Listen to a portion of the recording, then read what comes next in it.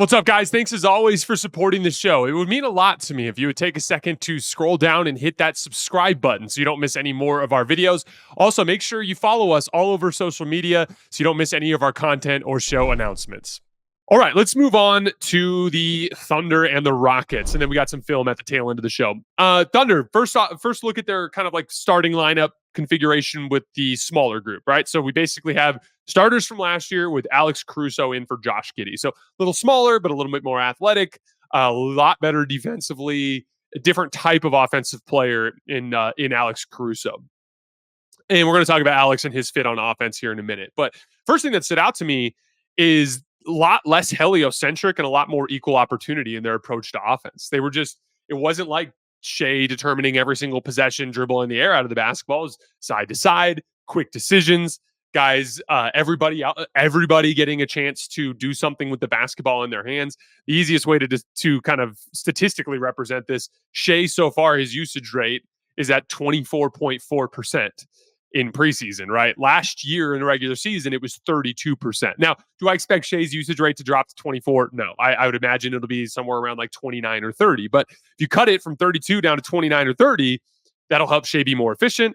It will help him pick his spots more, which will help with fatigue over the course of the season. And it makes their offense harder to guard because it's more unpredictable. Not to mention the younger players, guys like Chet, guys like Jalen, they get more on-ball reps, which helps them get better in the long run as they learn from their mistakes. They're still missing some kick-out reads. Remember, that was the thing in Dallas. There's a simple example like Jalen Williams driving into the paint, trying this like crazy up and under through three bodies when Aaron Wiggins is like wide open in the right corner. And so like again, I think the idealized version of this team is like the Boston Celtics. We talked about it earlier, the shot value thing, and I kind of put rim attempts as like all one thing, but there's two different kinds of rim attempts too, right? Like there's high quality rim attempts and there's bad rim attempts, right? Ideally, we want high quality rim attempts, high quality threes, then low quality rim attempts, right? So like we want to hunt a wide open catch and shoot three is going to be a higher quality shot than trying a shot around four bodies in the paint, right? So like there's a little bit of stuff like that they have to work out. Again, what made Boston come together wasn't just jacking up a bunch of threes, it was putting up good threes and good shots at the rim. That's the key for Oklahoma City to reach their ceiling, is just kind of tapping a little bit more into that drive and kick stuff. But they're getting the ball side to side. Everyone's touching it. Looks pretty on offense right now. On defense, a lot of really smart switching and positioning. Again, like with Jalen Williams and Lou Dort and Alex Caruso out there, you could switch just about everything. Shai can switch too. He had a really nice defensive possession, I think, on Jabari Smith on an island where he tried to post him up and he ended up just meeting him at the summit and blocking him clean. Chet can guard and switches too. So there's a lot of different stuff they can do there, but a lot of like really smart positioning stuff, right? So like, for instance, especially when Hartenstein was on the floor, they have Chet in low man help, which is where you want him, right? He's your best vertical athlete and probably your best player at like covering ground with his overall length, right? And so he's a guy that can be in two places at once. He can help at the rim, but also take a shooter away in the corner. But one of the little things you'll see is like as the ball and player movement's happening for Houston, they do a really good job of like switching off ball to make sure Chet is in that low man spot. I have a very specific example of this that I'll show you guys when we get into our film session. But these are just little details. And Alex Caruso is just such a smart defensive player, and he's so keyed in on the game plan. It's fun watching him where it's like, okay, he realizes that he's in the low man position and Chet's up on the wing. He's the one that grabs Chet, pushes him back down, and gets that defense set on the weak side. Or there was a play where he ended up getting switched onto Alperen Şengün. Alperen Şengün is not really much of a jump shooting threat. As soon as he switches onto Şengün, he just sags all the way off because Şengün went to the left wing and he just sits there and helps on the ball and just makes that player give up the basketball. He's so keyed in on the game plan. He's so keyed in all the time on what he's supposed to do. On the offensive end of the floor, again, like he missed a couple threes in the first half, but it's like he does so much more off the ball that makes him a connective piece and a plus offensive player in a way that Josh Giddey isn't quite as good at, that Caruso can maintain himself as a threat offensively. Tons of screening off the ball. If you watch, Alex is always setting off-ball screens to try to free up his teammates and then cutting. If this was something I noticed with the Lakers, he's such a natural fit with LeBron James because of his feel for cutting. And it kind of reminds me of the Celtics in the way that he can kind of slip into that area in the dunker spot there, kind of like Derek White and Drew Holiday do, and create space as a guard that can quickly finish in traffic underneath the rim because he's got good size for the position. He's just such a natural and easy fit. He's going to make them so damn good. Shai was hunting more pull-up threes. Last year, Shai shot 47% on pull-up jump shots, which is an extremely high percentage, but he got only 1.03 points per shot, which is good, but not amazing because so many of them were long twos. And so supplementing that with just a few more threes will help you get 2 easy pull-up threes in the first half that looked smooth and easy for him. You can tell he's been working on it all summer. We talked about Hartenstein and how he puts Chet in low man position. Again, what that means is if Chet is at center, he's defending ball screens, most likely, right? But if you put Hartenstein at center, he's defending ball screens. Now Chet is the guy that can operate as the low man off the ball.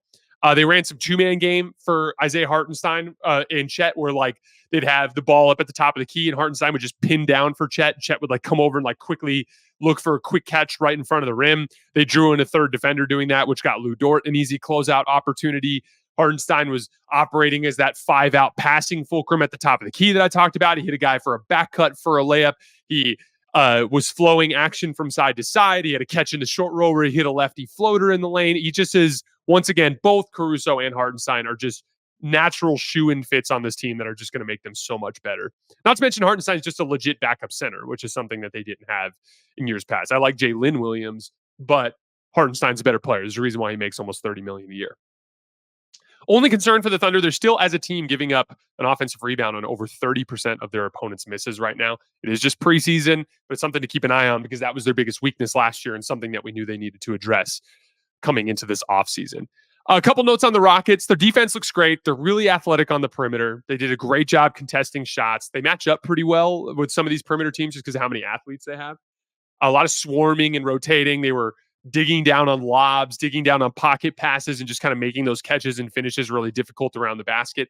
They held Oklahoma City's half-court offense to a 102 offensive rating in the first half, which is really good against a team like OKC that has so much offensive talent. But Houston's offense was really, really ugly. I want to credit OKC. They're going to be one of the best defensive teams in the league this year. But there's a specific problem that's rising to the surface, which is the Rockets can't shoot. They were a bottom 10 jump shooting team last year. They just have a lot of mediocre shooters who are struggling to hit shots. The stat of the night, basically from last night in the first half when the starters were still playing, the Thunder scored 6 more points on jump shots than Houston, despite taking 6 fewer attempts. Houston got just 0.78 points per jump shot in the first half. Guys like Jabari Smith Jr. and Jalen Green just haven't developed into reliable shooters yet. Dylan Brooks is a guy that teams are comfortable helping off and rotating. I talked about Şengün in the Caruso possession. It's clearly in the game plan. If you have Şengün on the perimeter, don't worry about him shooting. You can help into the lane. Amen Thompson is a guy teams are going to completely ignore. Jalen Green in particular, the Thunder were running a very deep drop coverage against him. So he was able to come off of those ball screens free and clear to take pull-up threes, but they're just not concerned about him making them. He made one of them in the first half, but like it's not an issue that teams are going to be worried about over the course of the large sample, right? Now, hopefully Reed Shepherd will help with that issue, but it's something to keep an eye on. This team can't shoot, and a lot of teams are going to pack the paint against them, and it's going to make life harder for them on the offensive end of the floor. Last note on the Rockets, Reed Shepherd looked good. Again, I only watched the first half, but he had a couple of nice pull-up twos out of action, like little mid-range shots around the elbow. He had this beautiful skip pass to Jeff Green where he ran a ball screen, dumped it back to Şengün, came off of the screen again, and then while backpedaling into like a one-leg kind of fade, he rifled a two-hand over-the-top pass that beat the low man help and hit Jeff Green wide open in the right corner. He ended up missing the shot, but it was just a really high-level read.